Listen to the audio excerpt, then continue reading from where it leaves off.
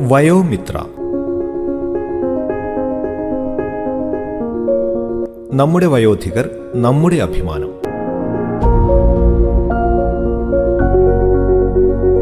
കേന്ദ്ര സാമൂഹ്യനീതി ശാക്തീകരണ മന്ത്രാലയത്തിന്റെ സഹായത്തോടെ കമ്മ്യൂണിറ്റി റേഡിയോ അസോസിയേഷനുമായി സഹകരിച്ച് റേഡിയോ മാറ്റിലി തയ്യാറാക്കി അവതരിപ്പിക്കുന്ന പരിപാടി നമ്മുടെ വയോധികർ നമ്മുടെ അഭിമാനം.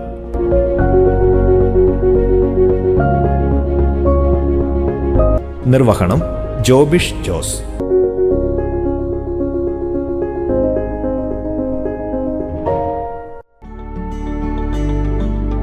വയോമിത്ര എപ്പിസോഡ് 18.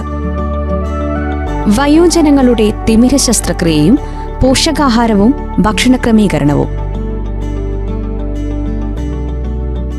200 കമ്മ്യൂണിറ്റി റേഡിയോ സ്റ്റേഷനുകളിലൂടെ 10 ഭാഷകളിൽ 17 എപ്പിസോഡുകൾ പൂർത്തീകരിച്ചിരിക്കുകയാണ് നമ്മുടെ വയോമിത്ര പരിപാടി. സാമൂഹിക നീതി ശാക്തീകരണ മന്ത്രാലയം നമ്മുടെ വയോജനങ്ങളുടെ ക്ഷേമത്തിനായി നടപ്പിലാക്കി വരുന്ന അനേകം പദ്ധതികളെക്കുറിച്ച് ശ്രോതാക്കൾക്ക് അറിവ് നൽകാൻ ഇതിനകം തന്നെ നമുക്ക് കഴിഞ്ഞു. അതെ മോളെ, കാരണം വയോജനങ്ങൾ നമ്മുടെ അഭിമാനമാണ്. നാം അവരെ മറന്നുകൂടാ. അതെ മുത്തശ്ശ, സാമൂഹിക നീതി ശാക്തീകരണ മന്ത്രാലയം വയോജനങ്ങൾക്കായി ഒരുക്കിയിരിക്കുന്ന പദ്ധതികൾ ഏതൊക്കെയാണെന്ന് നമുക്കവരെ ഒന്നുകൂടി ഓർമ്മിപ്പിക്കാം. തീർച്ചയായും, അവരുടെ ഓർമ്മ പുതുക്കുന്നത് നന്നായിരിക്കും. ആദ്യം മുതിർന്ന പൗരന്മാർക്കായുള്ള സംയോജിത പദ്ധതികളെക്കുറിച്ച് പറയാം. IPSRC വൃദ്ധസദനങ്ങൾക്കും വയോജന സംരക്ഷണ കേന്ദ്രങ്ങൾക്കും ഗവൺമെന്റ് ഇതര സംഘടനകളോ സന്നദ്ധ സംഘടനകളോ ഗ്രാന്റ് നൽകുന്ന പദ്ധതിയാണ് അടൽ വയോ അഭ്യുദയ യോജന പദ്ധതി.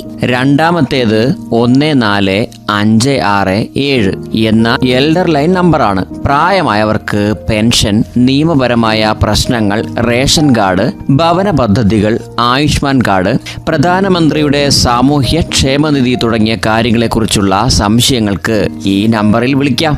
ജീവിതത്തിന്റെ സായാഹ്ന ഘട്ടത്തിൽ നമ്മുടെ വയോജനങ്ങൾ കുറെ ബുദ്ധിമുട്ടുകൾ നേരിടുന്നതുകൊണ്ടാണ് ഇന്നും എൽഡർ ഹെൽപ്പ് ലൈൻ നമ്പർ നിലനിൽക്കുന്നത്. മൂന്നാമത്തേത് ജെറിയാട്രിക് കെയർ ഗിവേഴ്സ് ട്രെയിനിംഗ് പദ്ധതിയാണ്. വയോജന പരിചരണ മേഖലയിലെ പ്രതിസന്ധികൾ പരിഹരിക്കുക എന്നതാണ് ഈ പദ്ധതിയുടെ പ്രധാന ലക്ഷ്യം. ഇതുവഴി ഈ മേഖലയിൽ മികച്ച സേവനം നൽകാനും വിദഗ്ധരായ ഒരു കെയർ ഗിവേഴ്സ് സംഘത്തെ വളർത്താനും കഴിയുന്നുണ്ട്. അടുത്തത് SAGE, senior care ageing growth engine. ഇത് വയോജനങ്ങളുടെ ദൈനംദിന കാര്യങ്ങളിൽ വലിയ സഹായമാകുന്ന ഒരു പദ്ധതിയാണ്. ഈ പദ്ധതി കൂടുതൽ വികസിപ്പിക്കാൻ കേന്ദ്ര സർക്കാർ ശ്രമിക്കുന്നുമുണ്ട്. അടുത്തത് ദേശീയ വയോശ്രീ യോജനയാണ്. BPL വിഭാഗത്തിൽപ്പെട്ട ശാരീരികമായ ബുദ്ധിമുട്ടുകളുള്ള വയോജനങ്ങൾക്ക് ആവശ്യമായ സഹായ ഉപകരണങ്ങൾ നൽകുന്ന പദ്ധതിയാണിത്.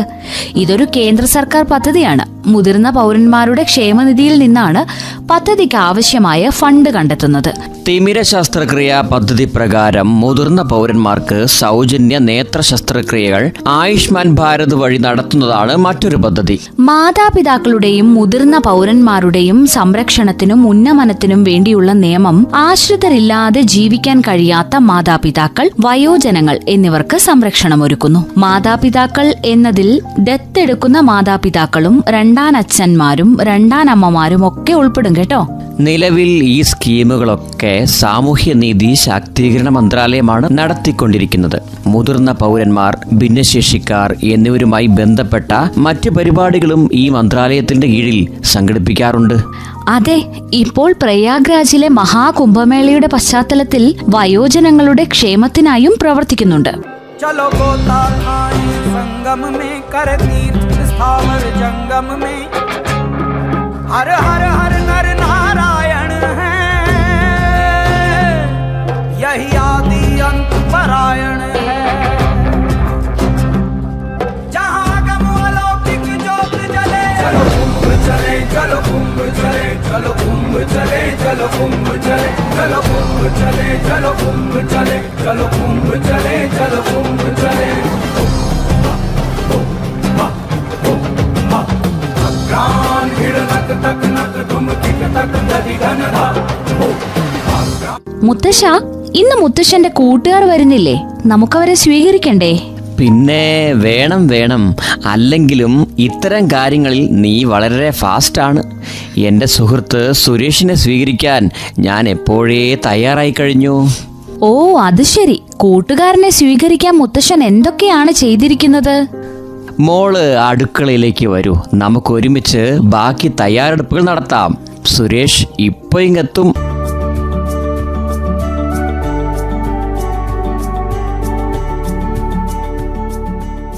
ഓ എന്റെ മുത്തശ്ശൻ ഈ അടുക്കളയിൽ എന്തെടുക്കുവാ?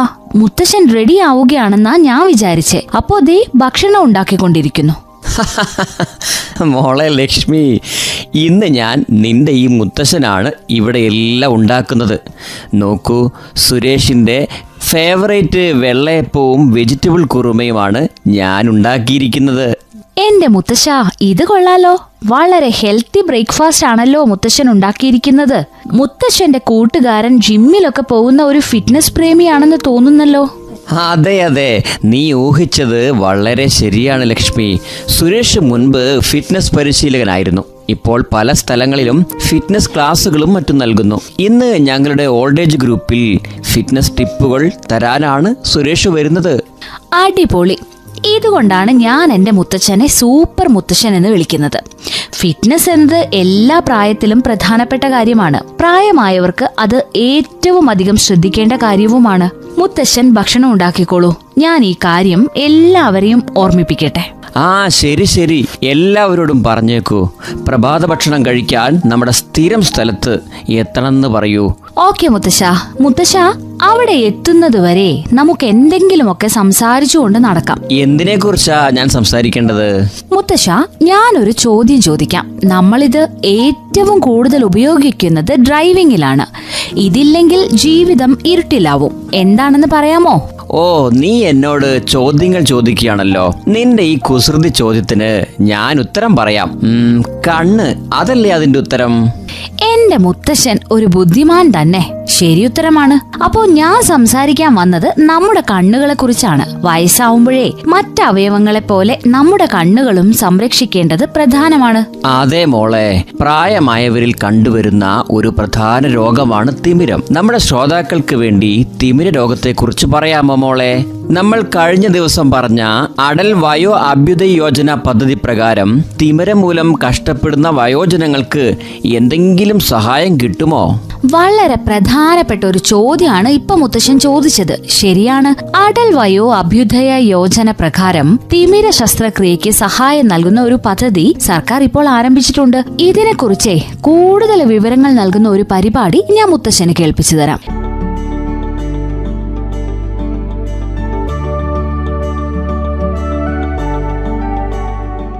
എല്ലാവർക്കും നമസ്കാരം. റേഡിയോ മാറ്റുലി 90.4.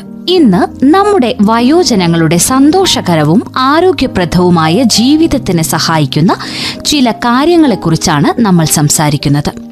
നിങ്ങൾക്ക് മനസ്സിലായി കാണും.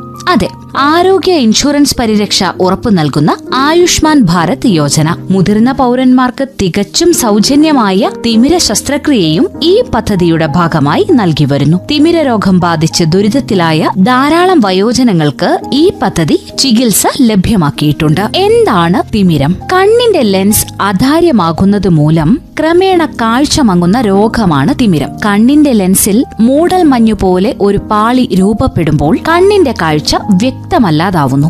കാണാൻ ബുദ്ധിമുട്ട് നേരിടുന്നു. പ്രായമായവരിലാണ് കൂടുതലും ഈ രോഗം കണ്ടുവരുന്നത്. വായന, TV കാണൽ, റോഡിലൂടെയുള്ള നടത്തം, ചെറിയ ചില ജോലികൾ എന്നിവയൊക്കെ ചെയ്യാൻ തിമിര രോഗികൾ വലിയ പ്രയാസം നേരിടുന്നു.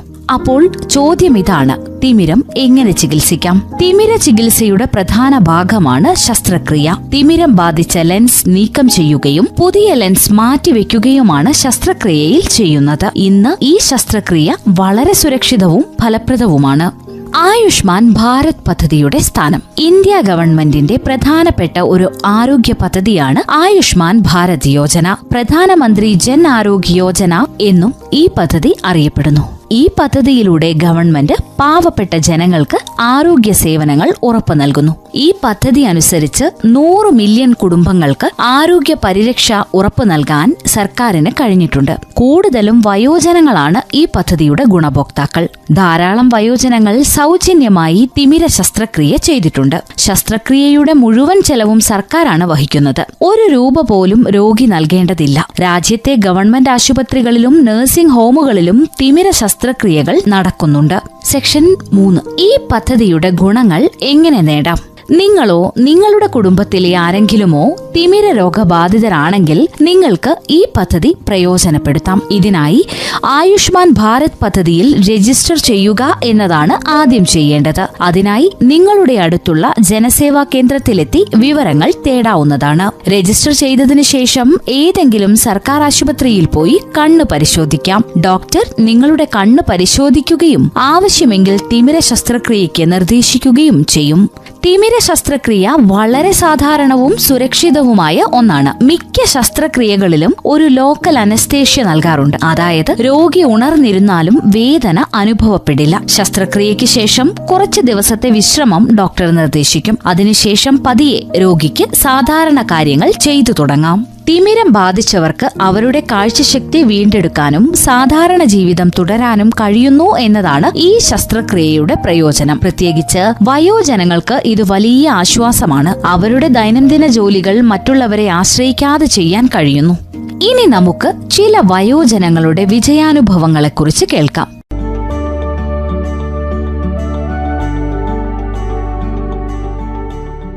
പേര് പറഞ്ഞോ? ജോസഫ് തദേവൂസ്. എത്ര വയസ്സുണ്ട്? 68. തിമിര ശസ്ത്രക്രിയ നടത്തിയിട്ട് എത്ര വർഷമായി? ഏകദേശം ഒരു വർഷം ആകുന്നേ ഉള്ളൂ. ഒരു വർഷം ആകുന്നു അല്ലേ? കൃത്യമായിട്ട് ഞാൻ ഡേറ്റ് ഓർക്കുന്നില്ല. ഒരു വർഷം ആകുന്നേ ഉള്ളൂ. ഈ ശസ്ത്രക്രിയ ചെയ്യാനുണ്ടായ ഒരു കാരണം എന്താ? ഏത് ഘട്ടത്തിലാ ചെയ്തത് നമ്മള്? അത് എന്റെ ഇടത്തെ കണ്ണിന് കാഴ്ച കുഴപ്പമില്ലായിരുന്നു. പക്ഷെ വലത്തെ കണ്ണ് കാഴ്ച അങ്ങ് മങ്ങി. അത് ഞാൻ വയനാട്ടിലിരുന്ന സമയത്തും ഹോസ്പിറ്റലിലൊക്കെ പോയ സമയത്ത് ഒരു തിമിരത്തിന്റെ ആദ്യത്തെ പടിയാണ്. അപ്പോൾ ഒന്ന് തിമിരം ഒന്ന് കുറച്ചും കൂടെ ആകട്ടെ എന്ന് പറഞ്ഞ് അങ്ങനെ നിന്നു. പക്ഷെ പെട്ടെന്ന് വയനാട്ടിൽ നിന്ന് ഇങ്ങോട്ട് പോരേണ്ട ഒരു സാഹചര്യം വന്നപ്പോൾ ഇവിടെ വന്നപ്പോൾ എനിക്ക് തീരെ കണ്ണിന് കാഴ്ച അങ്ങ് കുറഞ്ഞു. ഒരു കണ്ണിന് മാത്രമേ കാഴ്ച ഉണ്ടായിരുന്നുള്ളൂ. ഒരു കണ്ണ് കാഴ്ച കുറഞ്ഞ് അങ്ങ് വരികയാണ്. അപ്പോൾ ഡോക്ടർക്ക് പോയി. ഗവൺമെന്റ് ഡോക്ടറെടുത്താണ് പോയത്. അവര് പറഞ്ഞു ഇത് തിമിരം കൂടിപ്പോയി, കണ്ണിന് എന്തോ ഒരു ഞരമ്പ് ഒരു പിന്നെ ഇത് ഇച്ചിരി തിക്കായി പോയി എന്നാണ് പറഞ്ഞത്. നമ്മളിപ്പോ ഈ കൈവെള്ളയിലൊക്കെ ഇങ്ങനെ തഴമ്പ് വന്നാലെങ്കിൽ തഴമ്പെന്നാ അവര് പറഞ്ഞത്. തഴമ്പ് വന്നെന്ന് പറഞ്ഞു.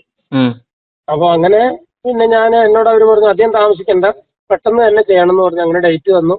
നമ്മൾ പോയി ഓപ്പറേഷൻ ചെയ്യായിരുന്നു. കാഞ്ഞങ്ങാട് ജില്ലാ ഹോസ്പിറ്റലിൽ വെച്ചാണ് ഓപ്പറേഷൻ ചെയ്തത്. നമുക്ക് പൈസ ചെലവ് വല്ലതും വന്നോ ഈ ഓപ്പറേഷൻ ചെയ്തതിന്? പൈസ ഇല്ല. അവര് പറഞ്ഞു പ്രത്യേകിച്ച് പറഞ്ഞു പൈസ ചെലവൊന്നും ഇല്ലെന്ന് പറഞ്ഞു. ഫ്രീ ആണ്. പിന്നെ നമുക്ക് എന്താന്ന് വെച്ചാൽ നമുക്ക് കണ്ണട ഉപയോഗിക്കുന്നുണ്ടെങ്കിൽ അതിനുള്ള ചെലവും പിന്നെ അവിടെ ഒരാള് നമ്മുടെ കൂടെ ഉണ്ടാവണം അഡ്മിറ്റ് ചെയ്യുന്ന സമയത്ത്. പിന്നെ അതിന് വേണ്ട ചില്ലറ സാധനങ്ങൾ മേടിക്കാനുള്ള ചെലവുകളൊക്കെ തന്നെ ഉള്ളൂ. മതി. അതിനുശേഷം നമുക്ക് എങ്ങനെയുണ്ട് കാഴ്ച? ഇപ്പം കാഴ്ച നല്ലോണം ഉണ്ട്. എനിക്ക് കണ്ണട വെക്കേണ്ട ആവശ്യമേ ഇല്ല. ഇല്ലില്ല. കണ്ണട വെച്ചിട്ട് ഞാൻ കണ്ണട വെച്ച് നോക്കുമ്പോ എനിക്ക് ഒരു പ്രശ്നമായിട്ടാണ് തോന്നുന്നത്. അപ്പൊ ഇപ്പൊ ഇടത്തെ കണ്ണിന് കാഴ്ച കുറഞ്ഞു വന്നുപോയി. ഓപ്പറേഷൻ ചെയ്യുന്ന അവസരത്തില് എനിക്ക് ഇടത്തെ കണ്ണിന് നല്ല കാഴ്ചയായിരുന്നു. പക്ഷെ ഇപ്പൊ അത് കാഴ്ച കുറഞ്ഞു. അപ്പൊ എനിക്ക് ഡോക്ടറെ കാണണം എന്ന് വിചാരിച്ചിരിക്കുക. അപ്പൊ അത് അന്നത്തെ ഓപ്പറേഷൻ പ്രയോജനപ്പെട്ടു അല്ലേ? അത് നന്നായിട്ട് പ്രയോജനപ്പെട്ടു. എനിക്ക് നന്നായിട്ട് കാണാം. ഞാനിപ്പോ കണ്ണട ഇല്ലാതെ വായിക്കുന്നതൊക്കെ. അത് സെൻട്രൽ ഗവൺമെന്റിന്റെ ഒരു പദ്ധതി പ്രകാരം 60 വയസ്സ് കഴിഞ്ഞ ആൾക്കുള്ള സൗജന്യ ചികിത്സയായിരുന്നു. ആണല്ലേ? അതെ. അതിന്റെ ഭാഗമായിട്ടാണ് ആ ചികിത്സ ബേബിച്ചേട്ടന് സൗജന്യമായിട്ട് കിട്ടിയത്. ശരി. അപ്പൊ അത് പ്രയോജനപ്പെട്ടല്ലോ.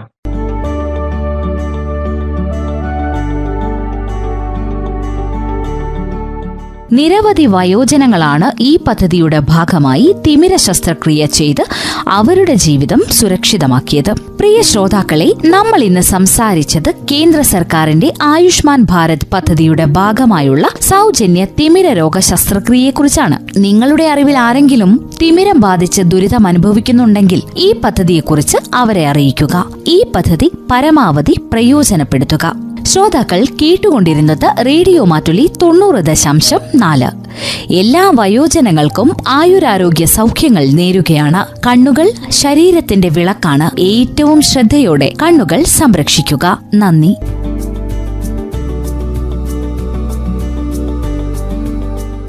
മോളെ ലക്ഷ്മി, എത്ര ഉപകാരപ്രദമായാണ് ഈ പരിപാടി നീ പങ്കുവച്ചത്.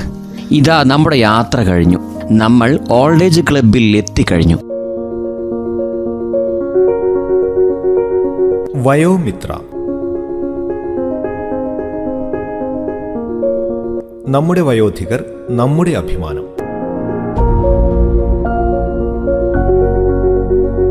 കേന്ദ്ര സാമൂഹ്യനീതി ശാക്തീകരണ മന്ത്രാലയത്തിന്റെ സഹായത്തോടെ കമ്മ്യൂണിറ്റി റേഡിയോ അസോസിയേഷനുമായി സഹകരിച്ച് റേഡിയോ മാറ്റലി തയ്യാറാക്കി അവതരിപ്പിക്കുന്ന പരിപാടി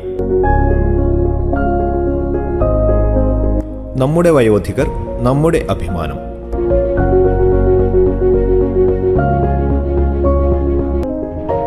പ്രിയ കൂട്ടുകാരെ, ഇന്ന് നമ്മോടൊപ്പം എൻ്റെ സുഹൃത്ത് സുരേഷ് ഉണ്ട്. സുരേഷ് മുൻപൊരു ഫിറ്റ്നസ് പരിശീലകനായിരുന്നു. ഇന്ന് അദ്ദേഹം നമുക്ക് ചില ഫിറ്റ്നസ് ടിപ്പുകൾ പറഞ്ഞു തരാനാണ് വന്നിരിക്കുന്നത്. എന്നാൽ സുരേഷേ, തുടങ്ങിക്കോളൂ. ഭരതനും കൂട്ടുകാർക്കും എൻ്റെ നമസ്കാരം. നമ്മൾ വാർദ്ധക്യത്തിലാണെങ്കിലും മനസ്സുകൊണ്ട് എപ്പോഴും ചെറുപ്പമായിരിക്കും. അതിന് ശരിയായ ഭക്ഷണക്രമം പാലിക്കണം. പോഷക സമൃദ്ധമായ ആഹാരം കഴിക്കണം. പതിവായി യോഗയും വ്യായാമവും ചെയ്യണം. ശരിയല്ലേ ഭരത? അത് തന്നെ സുരേഷ് അങ്കിളെ, ശരിയാണ്. നല്ല ഭക്ഷണ രീതി സന്തോഷകരമായ ജീവിതത്തിലേക്ക് നയിക്കുന്നേ മുത്തശ്ശൻ എപ്പോഴും എന്നോട് പറയാറുണ്ട്. അത് സത്യമാണ് മോളെ. നിന്റെ മുത്തച്ഛൻ പറഞ്ഞത് വളരെ ശരിയാണ്. പോഷക സമ്പന്നമായ ശരിയായ ഭക്ഷണക്രമം അത് ശീലമാക്കിയാൽ ഏത് പ്രായത്തിലും നമ്മൾ ആരോഗ്യമുള്ളവരായിരിക്കും. അതുകൊണ്ട് പ്രിയ സുഹൃത്തുക്കളെ, നിങ്ങൾ ശരിയായ സമയത്ത് ശരിയായ രീതിയിൽ ഭക്ഷണം കഴിക്കണം എന്നതാണ് എനിക്ക് നിങ്ങളോട് ഈ അവസരത്തിൽ പറയാനുള്ളത്. അതായത് ഫ്രഷായ പച്ചക്കറികൾ, പ്രോട്ടീനും ഇരുമ്പും ഒക്കെ അടങ്ങിയ ഭക്ഷണങ്ങൾ, മറ്റ് പോഷക ഘടകങ്ങളൊക്കെ ആഹാരത്തിൽ ഉൾപ്പെടുത്തണം. നിങ്ങൾ പറയുന്നത് ശരിയാണ് സുരേഷേ. പക്ഷെ ഇത്തരം സൗകര്യങ്ങൾ എല്ലാവർക്കും ഉണ്ടാകണമെന്നില്ല. മിക്ക വീടുകളിലും ഭക്ഷണ കാര്യത്തിൽ അത്ര ശ്രദ്ധയുള്ളവരല്ല. ഇപ്പോൾ തന്നെ നമ്മുടെ ഈ ഗ്രൂപ്പിലൊന്ന് നോക്ക്. എന്നും പോഷക സമൃദ്ധമായ ആഹാരം കഴിക്കാൻ മാത്രം സാമ്പത്തിക സ്ഥിതി ഉള്ളവർ എത്ര പേരുണ്ടാവും? അപ്പൊ അവരുടെ കാര്യോ? അതെ അങ്കിളെ, അവർക്ക് വേണ്ടിയുള്ള പരിപാടിയാണ് സീനിയർ സിറ്റിസൺസ് ന്യൂട്രീഷൻ ക്യാമ്പയിൻ. സാമൂഹ്യനീതി ശാക്തീകരണ മന്ത്രാലയമാണ് ഇത് നടത്തുന്നത്. ഈ ക്യാമ്പയിന്റെ ഭാഗമായുള്ള ഒന്നാണ് മുതിർന്ന പൗരന്മാർക്കുള്ള സംയോജിത പരിപാടി. ഇത് വയോജനങ്ങൾക്ക് പോഷകാഹാരവും മറ്റ് ആരോഗ്യ സേവനങ്ങളും ഉറപ്പു നൽകുന്നു. മുതിർന്ന പൗരന്മാരുടെ, പ്രത്യേകിച്ച് പറയുകയാണെങ്കിൽ സാമ്പത്തികപരമായി കുറച്ച് ദുർബലരായ മുതിർന്ന പൗരന്മാരുടെ പോഷക ആഹാരപരമായ ആവശ്യങ്ങൾ നിറവേറ്റി അവരുടെ ആരോഗ്യവും ജീവിത നിലവാരവും ഉയർത്തുക എന്നതാണ് ഈ ക്യാമ്പയിനിന്റെ തന്നെ പ്രധാന ലക്ഷ്യം. നമുക്ക് വയസ്സാകുന്നതിനനുസരിച്ച് നമ്മുടെ ശരീരത്തിലെ പോഷക ഘടകങ്ങളുടെ അളവ് കുറഞ്ഞു വരും. ഈ കുറവ് നമ്മുടെ പ്രതിരോധ ശക്തിയെ ബാധിക്കും. അങ്ങനെ പല രോഗങ്ങളും വരാനുള്ള സാധ്യത കൂടും. ശരിയായ പോഷകങ്ങളൊക്കെ കഴിച്ച് എങ്ങനെ ആരോഗ്യത്തോടെ ഇരിക്കണം എന്നതിനെക്കുറിച്ച് പറഞ്ഞു തരാനാണ് സുരേഷിനെ ഞാൻ ഇന്ന് ഇങ്ങോട്ട് വിളിച്ചത്. അതെ, ഞാൻ പറഞ്ഞത് തീർക്കാം. പോഷക സമൃദ്ധമായ ആഹാരം വില കൂടിയതാകണമെന്നില്ല. അത്തരം ഭക്ഷണ സാധനങ്ങൾ നമ്മുടെ ചുറ്റുപാടിൽ നിന്ന് കണ്ടെത്താവുന്നതേ ഉള്ളൂ. ഉദാഹരണത്തിന് പാല്, മുട്ട, ഓരോ സീസണിലും ലഭിക്കുന്ന പഴങ്ങൾ, പച്ചക്കറികൾ, ഇലക്കറികൾ, പയർ, ധാന്യങ്ങൾ എന്നിവയൊക്കെ. അതെ, ഇന്ന് നമ്മോടൊപ്പം ഒരു ഡയറ്റീഷ്യൻ കൂടിയുണ്ട്. മുതിർന്നവരിൽ എങ്ങനെ പോഷകാഹാരശീലം വളർത്താമെന്ന് അദ്ദേഹം നമുക്ക് പറഞ്ഞു തരും. നമുക്ക് അദ്ദേഹത്തിന്റെ അഭിമുഖം കേൾക്കാം.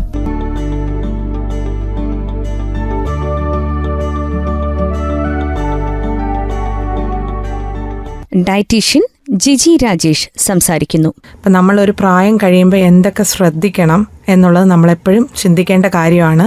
കാര്യം മുമ്പെന്ന് പറയുന്ന നമുക്ക് ആ ഒരു നേരത്തെയുള്ള ഏജ് ഗ്രൂപ്പിലൊക്കെ എന്ന് വെച്ചാൽ നമുക്ക് എക്സസൈസ് ഉണ്ടാവും, നമുക്ക് ജോലിയാണ്. ഇപ്പം നമ്മൾ പല കാര്യത്തിൽ എൻഗേജ്ഡ് ആയിരിക്കും. അപ്പോൾ ഒരു ടൈം കഴിഞ്ഞ് നമ്മുടെ ആ ഒരു 50 എബവ് ഒക്കെ വരുമ്പം നമുക്ക് റിട്ടയർമെൻറ്റ് അങ്ങനെയൊക്കെ വരുമ്പം നമ്മൾ കൂടുതലും നമ്മുടെ ഫിസിക്കൽ ആക്ടിവിറ്റിയൊക്കെ കുറയും. പിന്നെ നമുക്ക് മാനസികമായിട്ടും നമുക്ക് വേറെ ഒന്നും ചെയ്യാനില്ല. അപ്പം നമ്മൾ മെൻ്റലിയും കുറച്ച് ഡിമ്മായി പോവും. അപ്പോൾ അതല്ല, നമുക്ക് അതിൽ എന്തൊക്കെ മാറ്റങ്ങൾ വരുത്താം. പിന്നെ നമ്മുടെ ഭക്ഷണ രീതി, നമ്മൾ നേരത്തെ കഴിക്കുന്ന ഭക്ഷണം എന്ന് പറയുന്നത് എക്സസൈസ് ഉള്ള സമയത്ത്, അതായത് നമുക്ക് ജോലിയുണ്ട്, പല കാര്യങ്ങളുണ്ട്. അപ്പം നമ്മൾ ഫുഡ് ഇൻടേക്ക് കുറച്ച് കൂടുതലാണെങ്കിലും നമ്മുടെ കുറച്ച് എക്സസൈസും നമ്മുടെ നടത്തിയിലൂടെ കുറേയൊക്കെ അങ്ങ് എരിഞ്ഞു പോകുന്നതാണ്. പക്ഷേ നമുക്കൊരു ഏജ് കഴിയുമ്പം നമുക്ക് ദഹനം വളരെ കുറവായിരിക്കും.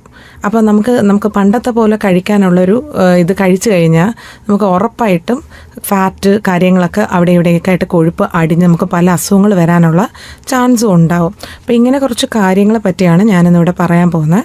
അപ്പോൾ ഒന്ന്, നിങ്ങൾ മുഖ്യമായിട്ട് ശ്രദ്ധിക്കേണ്ട ഒന്ന് ഭക്ഷണം തന്നെയാണ്. രണ്ടാമത് എക്സസൈസ് എന്ന് പറഞ്ഞാൽ ചെറിയ രീതിയിലുള്ള നടത്ത നിർബന്ധം. കാര്യം ഇപ്പോൾ ഒരുപാട് പേർക്ക് അസുഖങ്ങളും, ചിലപ്പോൾ ആൻജിയോപ്ലാസ്റ്റി ചെയ്തവരായിരിക്കും, ഷുഗർ ഉള്ളവരായിരിക്കും, അങ്ങനെ പല അസുഖങ്ങളുള്ളവരായിരിക്കും എന്നും പറഞ്ഞ് വീട്ടിലിരിക്കുക അങ്ങനെ ചെയ്യരുത്. മാക്സിമം നമ്മളെ കൊണ്ടാവുന്ന രീതിയിലുള്ള കുറച്ച് കാര്യങ്ങൾ, അതായത് നടക്കുക ഒരു 15-20 മിനിറ്റ് കുറഞ്ഞത്. അത്യാവശ്യം നമുക്ക് നടക്കാൻ പറ്റുന്നവരാണെങ്കിൽ ഒരു 45 മിനിറ്റ് അത് ഡിവൈഡ് ചെയ്ത് രാവിലെയും വൈകിട്ടുമായിട്ട് നടക്കുക. പിന്നെ നമ്മുടെ ചുറ്റും കുറച്ച് ഗാർഡനിങ്, നമുക്ക് വീട്ടിൽ ഒരുപാടുണ്ട്, നമുക്ക് കൃഷി ചെയ്യാം. അങ്ങനെ കുറച്ച് കാര്യങ്ങൾ എൻഗേജ്ഡ് ആകുമ്പം നമ്മൾ ഫിസിക്കലി നമ്മൾ നല്ലതായിട്ടിരിക്കും, മാനസികമായിട്ടും നമ്മൾ കുറച്ചും കൂടെ ഹെൽത്തി ആയിട്ടിരിക്കും. അതാണ് നമുക്ക് ഏറ്റവും അത്യാവശ്യം വേണ്ടത്. രണ്ടാമത് ഭക്ഷണത്തെ പറ്റി. ഭക്ഷണം ഞാൻ പറഞ്ഞു, നമ്മുടെ ദഹനം, അതായത് ഒരു പ്രായം കഴിയുമ്പം ദഹനം വളരെ കുറവായിരിക്കും. അപ്പം നമ്മൾ പഴയ പോലെ ആഹാരം ഒരുമിച്ചെടുക്കാതെ നമ്മളത് ഡിവൈഡ് ചെയ്തെടുക്കുക. അതായത് രാവിലെ, ഉച്ചയ്ക്ക്, രാത്രി, അങ്ങനെയാണ് നമ്മൾ ഫുഡ് കഴിക്കുന്നത്.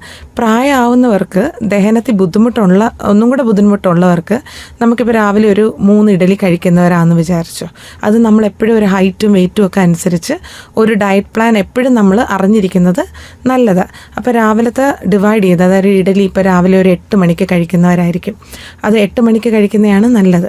അപ്പോൾ അങ്ങനെ ആകുമ്പോൾ നമുക്കൊരു 2 ഇഡലി രാവിലെ 8 മണിക്ക് കഴിച്ചിട്ട് ഒരു 9-9:30 ആകുമ്പോൾ ബാക്കി ആ ഒരു ഇഡലിയും കൂടെ കഴിച്ചാൽ നമുക്ക് ദഹനം ഒന്നും കൂടെ നല്ലതായിരിക്കും. അതല്ലെങ്കിൽ 9:30 അല്ല 10 ആയാലും മതി. കാര്യം 2 മണിക്കൂർ ഗ്യാപ്പ് ഇട്ട് എടുക്കുക. അപ്പോൾ ഇത് നമുക്ക് ദഹനത്തിന് സഹായിക്കും.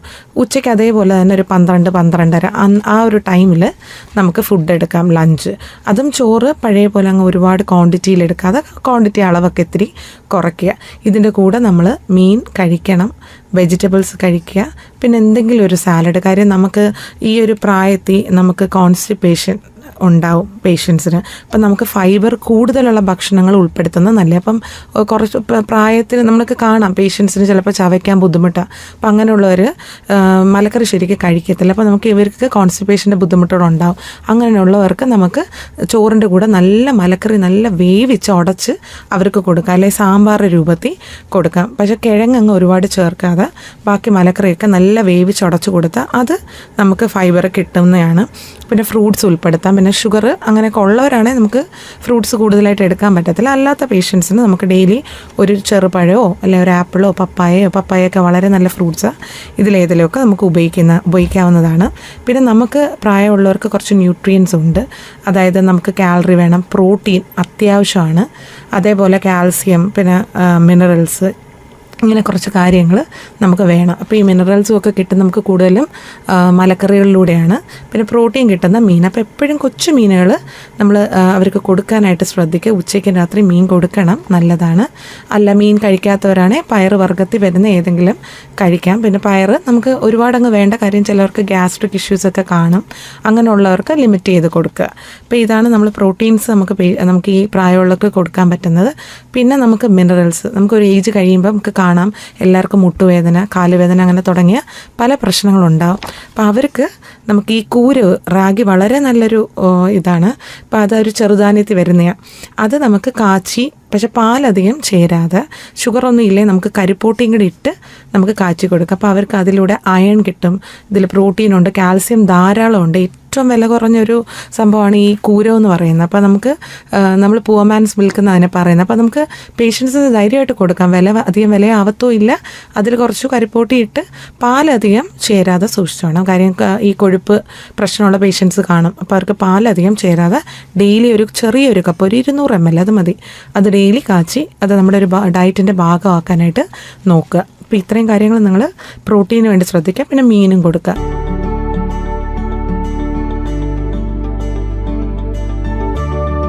ഇപ്പൊ ഈ സാറ് പറഞ്ഞ കാര്യങ്ങളൊക്കെ വളരെ ശരിയാണ്. പക്ഷെ ഭരത, ഇത്തരം സൗകര്യങ്ങളെല്ലാം നമ്മൾ എങ്ങനെ പ്രയോജനപ്പെടുത്തും?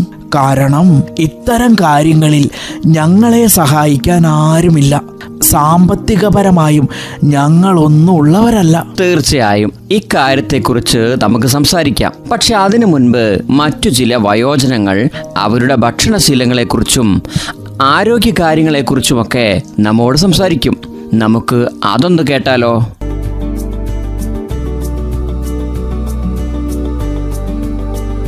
ആയിക്ക പേരെന്ന് പറഞ്ഞോളൂ.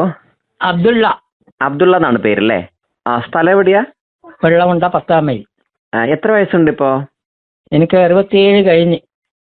67-ാമത്തെ വയസ്സിൽ എന്തെങ്കിലും ജോലി ചെയ്യുന്നുണ്ടോ? ജോലിയൊന്നുമില്ല. വീട്ടിലാണോ? വീട്ടിലാണ്. ജോലി ഉണ്ടായിരുന്നു, അത് റിട്ടയർഡായി. എന്ത് ചെയ്യുമായിരുന്നു? പഞ്ചായത്തിലായിരുന്നു. പഞ്ചായത്തിൽ പൊതുപ്രവർത്തനമായിരുന്നു അല്ലേ? അതെ. അത് ശരി. എങ്ങനെയൊക്കെയാണ് ഇപ്പൊ ഈ ഒരു കാലഘട്ടത്തിലെ പ്രത്യേകിച്ച് വയോജന ജീവിതം എങ്ങനെയുണ്ട്? യുവജന ജീവിതം ഇപ്പം കുഴപ്പമില്ലാണ്ട് പോകുന്നത്. മക്കളെ കുട്ടികളെല്ലാം ഇവിടെ ഉള്ളതുകൊണ്ട് വളരെ സന്തോഷമുണ്ട് അല്ലേ? അതെ. എവിടെയെങ്കിലും യാത്രകളൊക്കെ പോകാറുണ്ടോ? യാത്ര ഇല്ല. ഞാനിപ്പോ അടുത്ത ആഴ്ച പോകുന്നുണ്ട് വയോജനങ്ങളെയും കൂട്ടിയിട്ട്. ഒരു ദിവസത്തെ ടൂർ യാത്രയുണ്ട്. ഉണ്ടല്ലേ? 25-ാം തീയതി. എങ്ങോട്ടാ പോണേ? അത് വടകര. പിന്നെ പുറം ലോകം കാണാത്ത കുറച്ച് ആൾക്കാരെല്ലാം ഉണ്ടല്ലോ, പ്രായം ചെയ്യുന്നവരെ, അവരെ കൂട്ടിയിട്ട് ഒരു യാത്രയുണ്ട്. അത് സ്പോൺസർ ചെയ്ത് പെരുവണ്ണുള്ള വള്ളി മൊയ്തൂട്ടിയാണ്. അത് ശരി. അപ്പൊ അവര് പറഞ്ഞ് പരമാവധി ആൾക്കാരൊക്കെ ചേർക്കാൻ വേണ്ടി പറഞ്ഞ് നമ്മൾ ചേർത്ത് കൊടുത്തിട്ടുണ്ട്. സാധാരണ വയോജനങ്ങള് നല്ല വൈറ്റമിൻസും പോഷകാഹാരങ്ങൾ കഴിക്കേണ്ടതുണ്ട്. അതാ നമ്മൾ എങ്ങനെയാണ് ഇക്കയുടെ ഒക്കെ ഒരു ജീവിതത്തിലെ ഭക്ഷണ ശൈലിയൊക്കെ എങ്ങനെയാ? ഇവിടെ ഭക്ഷണ ശൈലി എന്ന് വെച്ചാൽ രാവിലെ നാസ്ത കഴിക്കും, ഇനി പുട്ടോ ദോശയോ ഇങ്ങനെ ഉണ്ടാവും. പിന്നെ ഉച്ചക്ക് ഭക്ഷണം ഉണ്ടാവും. ഇറച്ചിയും മീനൊന്നും അങ്ങനത്തെ പ്രധാനമൊന്നുമില്ല എനിക്ക്. നല്ല ഭക്ഷണം കഴിക്കണം, അത് കൃത്യസമയത്ത് കിട്ടണം, അതാണ് എനിക്കുള്ളത്. അതെ, വളരെ വലിയ പോയിന്റ് ആണ്, കാര്യമായിട്ടുള്ള പോയിന്റ് ആണ്. ഭക്ഷണം ചെറുതാണെങ്കിലും കൃത്യസമയത്ത് കഴിക്കാന്നുള്ളത് അല്ലേ? കഴിക്കാന്നുള്ള. രാവിലെ നാസ്തക്ക് ഏതാ ഏറ്റവും ഇഷ്ടപ്പെടാറുള്ളത് ഭക്ഷണം? രാവിലെ എന്തായാലും കുഴപ്പമില്ല, പുട്ടുണ്ടാവും, ദോശ ഉണ്ടാവും. അത് ഇവരുണ്ടാക്കുന്ന എന്തായാലും അത് കഴിക്കില്ല, നമുക്ക് പ്രത്യേക താല്പര്യമൊന്നുമില്ല. നമ്മൾ പ്രത്യേകിച്ച് ഇപ്പം ഇത്ര പല പോഷകാഹാരങ്ങളും ഇപ്പോൾ കാലാവസ്ഥ മാറുന്നു, അതുപോലെ ചില ഘട്ടങ്ങളിലൊക്കെ നമുക്ക് ചില പോഷകങ്ങളുടെ അഭാവം വരുമ്പോൾ പല അസുഖങ്ങളൊക്കെ വരാൻ സാധ്യതയുണ്ട്. അങ്ങനെ എന്തെങ്കിലുമൊക്കെ അസുഖങ്ങൾ വരാറുണ്ടോ? അങ്ങനെ ഇടയ്ക്കൊരു അസുഖം വന്നിരുന്നു. ഇങ്ങനെ ചെറിയൊരു ഷുഗറിന്റെ പ്രശ്നം ഉണ്ടായിരുന്നു. അപ്പൊ ഇന്നലെ പോയി ടെസ്റ്റ് ചെയ്ത് ഇപ്പം കുറച്ച് കൂടുതലില്ലെങ്കിലും അവര് ഡോക്ടർ പറഞ്ഞ കുറച്ച് കൂടുതലാണ്, ഗുളിക കഴിക്കണമെന്ന് പറഞ്ഞു. ഞാൻ വൈകുന്നേരം ഗുളിക കഴിക്കുന്നത്, ഇപ്പൊ 2 നേരം കഴിക്കണമെന്ന് പറഞ്ഞിട്ടുണ്ട്. അത് ഇന്ന് മുതൽ അങ്ങനെ സ്റ്റാർട്ടിങ് ആയിട്ടുണ്ട്. അത് ചില ദിവസം ഭയങ്കര ക്ഷീണമായിരിക്കും വന്നു. അത് വീട് പണിയും തിരക്കില്ലായതുകൊണ്ട് ഒരുപാട് പണിയുണ്ട്, വെറുതെ നിൽക്കുന്ന പരിപാടിയില്ല. അതുകൊണ്ട് ഞങ്ങൾ അങ്ങോട്ടും ഇങ്ങോട്ടും പോയിട്ടും സാധനം മേടിച്ചിട്ടും വീട്ടിലെ പണിയും എടുത്തിട്ടൊക്കെ അങ്ങനത്തെ ഒരു ടയർഡ് എന്ന് മാത്രമേ ഉള്ളൂ. പ്രത്യേകിച്ച് അസുഖവും കാര്യങ്ങളൊന്നും ഇല്ല. നമ്മൾ ചില ഭക്ഷണങ്ങൾ നമുക്ക് കഴിക്കണം ഈ ഘട്ടത്തിൽ എന്ന് പറഞ്ഞുകൊണ്ട് നമ്മൾ ചില ആഹാര സാധനങ്ങളൊക്കെ കടയിൽ നിന്ന് മേടിക്കാറും ഉണ്ടായി കഴിക്കാറൊക്കെ ഉണ്ടോ? അതിടയ്ക്ക് മേടിക്കലുണ്ട്. ഏത് തരത്തിലുള്ള ആഹാരങ്ങളോ അങ്ങനെ നമ്മൾ സെലക്ട് ചെയ്യാറുള്ളത്? അത് എന്റെ സ്വന്തം ഇഷ്ടമല്ല, ഇവർക്ക് താല്പര്യം എന്താന്ന് വെച്ചാൽ ചിലപ്പം ബ്ലൂസ്റ്റ് വേണമെന്ന് പറയും, അത് മേടിച്ചിട്ടുണ്ട്. പിന്നെ അങ്ങനത്തെ ഒരു പ്രത്യേക താല്പര്യം എല്ലാവരും ഇഷ്ടപ്രകാരം ഞാനും അങ്ങനെ നടക്കുന്നു മാത്രമേ ഉള്ളൂ. എന്റെ സ്വന്തം ഇഷ്ടത്തിന് ഞാൻ ഒന്നും മേടിക്കലും കഴിക്കലൊന്നുമില്ല. പച്ചക്കറിയൊക്കെ ധാരാളം കഴിക്കുമോ? പച്ചക്കറിയൊക്കെ കഴിക്കും. നമ്മൾ നട്ടുണ്ടാക്കുന്ന പച്ചക്കറിയാണോ അതോ കടയിൽ നിന്ന് മേടിക്കുന്നതാണോ? കടയിൽ നിന്ന് മേടിക്കും. ഇപ്പൊ ഞാൻ കുറെ നാട്ടിലുണ്ട്, പച്ചക്കറി ഉണ്ട്. കുറച്ച് തൈകൾ മേടിക്കാൻ ഓർഡർ കൊടുത്തിട്ടുണ്ട്. നനക്കാനുള്ള സൗകര്യം ഉണ്ട്. പക്ഷെ ഇപ്പൊ ഉഷാറായി വരുന്നുണ്ട്. കുറച്ച് മുളക് ഉണ്ടായി പറിക്കൽ തുടങ്ങി, പയറുണ്ടായി അത് കഴിഞ്ഞു കുറച്ച്. ഇനിയിപ്പോ വെണ്ട ഉണ്ട്, വഴുതന ഉണ്ട്, ബാക്കി ഇതെല്ലാം ഇങ്ങനെ നട്ടുകൊണ്ടിരിക്കുന്നു. കാബേജ്, കോളിഫ്ലവർ ഇതൊക്കെ നട്ടിട്ടുണ്ട്. എല്ലാം വലുതാകുന്നുണ്ട്, ഉഷാറാകുന്നുണ്ട്. ഓക്കെ. പാലും പാലുൽപ്പന്നങ്ങളും അതുപോലെ പയറ് വർഗ്ഗങ്ങളൊക്കെ കഴിക്കാൻ ആഗ്രഹിക്കാറുണ്ടോ? പാൽച്ചായ കുടിക്കാറുണ്ടോ? പാൽച്ചായ കുടിക്കലുണ്ട്. അത് അത്ര നിർബന്ധമൊന്നുമില്ല, പാൽച്ചായ തന്നെ വേണം. ചിലപ്പം കുടിക്കും, ചിലപ്പം വേണ്ടെന്നറിയും, ഇത്രയേ ഉള്ളൂ. നിർബന്ധമൊന്നുമില്ല. വീട്ടിൽ ഉള്ള മറ്റുള്ള ആളുകൾ ഇക്കയ്ക്ക് കൂടുതൽ പോഷകങ്ങൾ കഴിക്കേണ്ട പ്രായമാണ്, അതുകൊണ്ട് കൂടുതൽ കഴിക്കണം എന്നൊരു ചിന്തയൊക്കെ ഉള്ളവരാണോ? അതൊക്കെ ചിന്തയുള്ള ആൾക്കാർ തന്നെയാ. അവർക്ക് എപ്പോൾ നിത്യം പാല് വേണം, പിന്നെ വിറ്റാമിൻസ് ഉള്ള സാധനം വേണം, ഫ്രൂട്ട്സ് വേണം, ഇതൊക്കെ പറയും. എല്ലാം കൊണ്ടുവരുന്നുണ്ട്, ആളുകൾ കഴിക്കലുണ്ട്. എന്തായാലും പച്ചക്കറിയും പഴവർഗ്ഗങ്ങളും പയറുവർഗ്ഗങ്ങളും ഒക്കെ ധാരാളം ഭക്ഷണത്തിൽ ഉൾപ്പെടുത്തണം. പ്രത്യേകിച്ച് വയോജന കാലഘട്ടം, വാർദ്ധക്യ കാലഘട്ടം, പല പോഷകങ്ങളുടെ അഭാവങ്ങൾ ഉണ്ടാകുന്ന ഒരു കാലം കൂടിയാണ്. പ്രത്യേകിച്ച് കാലാവസ്ഥ മാറുമ്പോഴും രോഗങ്ങളും പകർച്ചവ്യാധികളൊക്കെ സാധ്യതയുണ്ട്. അതിനെ മുൻകരുതലായി ഇരിക്കുക. നല്ല ഭക്ഷണം, പ്രത്യേകിച്ച് നേരത്തെ പറഞ്ഞത് പ്രധാന പോയിന്റാണ്, സമയത്ത് കഴിക്കുക എന്നുള്ളത്. എന്തായാലും വളരെയധികം നന്ദി. നന്നായി സന്തോഷത്തോടെ ഇരിക്കുക കേട്ടോ. ഓക്കെ. പേര് ഫാത്തിമ, താമസമുള്ള കൊണ്ട് തന്നെ. ഈ പ്രായത്തില് ഭക്ഷണ കാര്യങ്ങളൊക്കെ പ്രത്യേകം ശ്രദ്ധിക്കാറുണ്ടോ? ഭക്ഷണം ഷുഗർ ഉള്ളതുകൊണ്ട് അധികം കഴിക്കാൻ പറ്റൂലല്ലോ. പിന്നെ രാത്രി ചപ്പാത്തി കഴിക്കണം.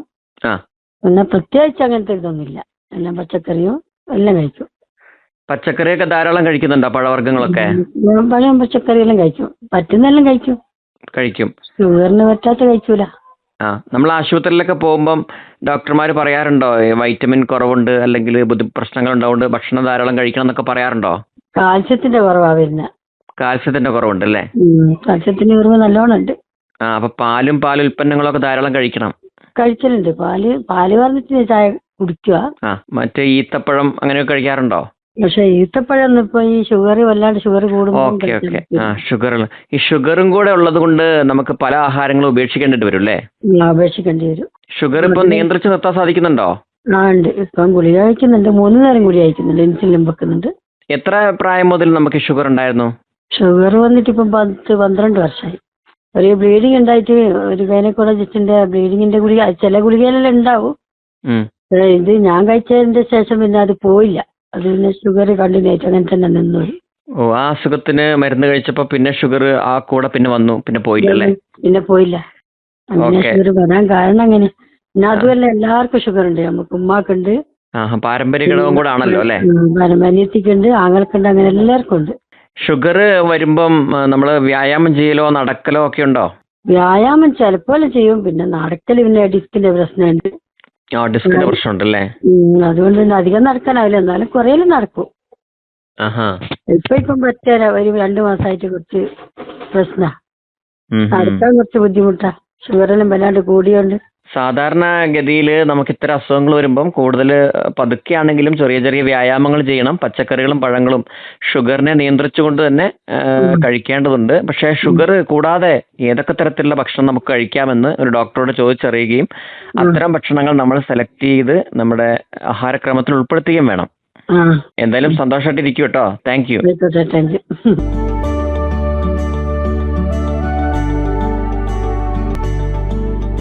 ഇനി നമുക്ക് എല്ലാവരുടെയും പ്രധാന സംശയത്തിന് ഉത്തരം നൽകാം. സാമ്പത്തികമായി ദുർബലരായവർ എന്തു ചെയ്യും?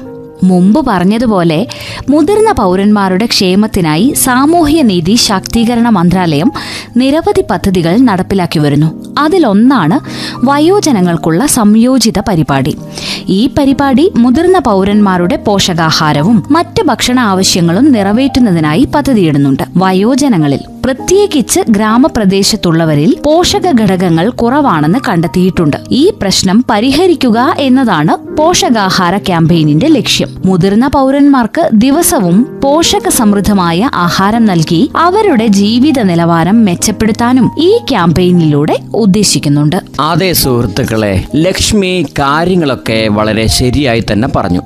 കൂടാതെ ഈ ക്യാമ്പയിൻ പ്രാദേശിക വിഭവങ്ങളിലുള്ള പോഷകാഹാര പ്രചരണത്തെ പ്രോത്സാഹിപ്പിക്കുന്നു. ചുറ്റുപാടിൽ നിന്ന് ലഭിക്കുന്ന പഴങ്ങൾ, പച്ചക്കറികൾ, ഇലക്കറികൾ, പാൽ, മുട്ട തുടങ്ങിയവ പോഷകാവശ്യങ്ങൾക്കായി തിരഞ്ഞെടുക്കാം. ഈ പദ്ധതി പ്രാദേശിക ഭക്ഷ്യവിഭവങ്ങളെ പ്രോത്സാഹിപ്പിക്കുന്നതിനാൽ വയോജനങ്ങൾക്ക് നല്ല ഫ്രഷായ ഭക്ഷണം ചൂടോടെ ലഭിക്കുന്നു. പോഷകാഹാരം എളുപ്പത്തിൽ ലഭ്യമാക്കുന്നതോടൊപ്പം ഇത് പ്രദേശത്തെ കർഷകർക്ക് സഹായമാവും. കൂടാതെ ഈ പദ്ധതിക്ക് കീഴിൽ ഓരോ മുതിർന്ന പൗരന്മാർക്കും 20 രൂപ പ്രതിദിന അലവൻസും ലഭിക്കും. പ്രാദേശിക ഭക്ഷ്യവിഭവങ്ങൾ വാങ്ങുന്നതിനും മറ്റുമാണ് ഈ തുക ഉപയോഗിക്കേണ്ടത്. ആഹാ, അത് കൊള്ളാം. നമ്മുടെയൊക്കെ വാർദ്ധക്യകാലം സുവർണ കാലമാവുകയാണല്ലോ. അപ്പോ എല്ലാ വയോജനങ്ങൾക്കും ആരോഗ്യത്തോടെ ഇരിക്കാൻ കഴിയട്ടെ. ഇന്നത്തെ എപ്പിസോഡ് അവസാനിക്കുകയാണ്. സാമൂഹ്യനീതി ശാക്തീകരണ മന്ത്രാലയത്തിന് കീഴിലുള്ള അടൽ വയോ അഭ്യുദയ യോജന എന്ന പദ്ധതിയെക്കുറിച്ചാണ് ഇന്ന് നിങ്ങൾ കേട്ടത്. അടുത്ത എപ്പിസോഡിൽ വീണ്ടും കാണും വരെ എല്ലാവരും ആരോഗ്യത്തോടെ ഇരിക്കുക. നന്ദി. വയോമിത്ര, നമ്മുടെ വയോധികർ നമ്മുടെ അഭിമാനം.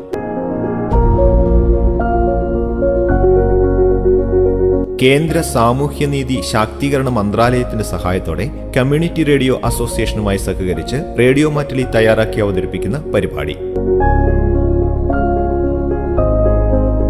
നമ്മുടെ വയോധികർ നമ്മുടെ അഭിമാനം.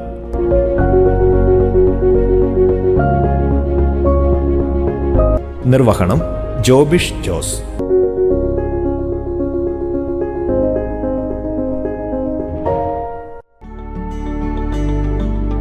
വയോമിത്ര എപ്പിസോഡ് 18. വയോജനങ്ങളുടെ തിമിര ശസ്ത്രക്രിയയും പോഷകാഹാരവും ഭക്ഷണക്രമീകരണവും.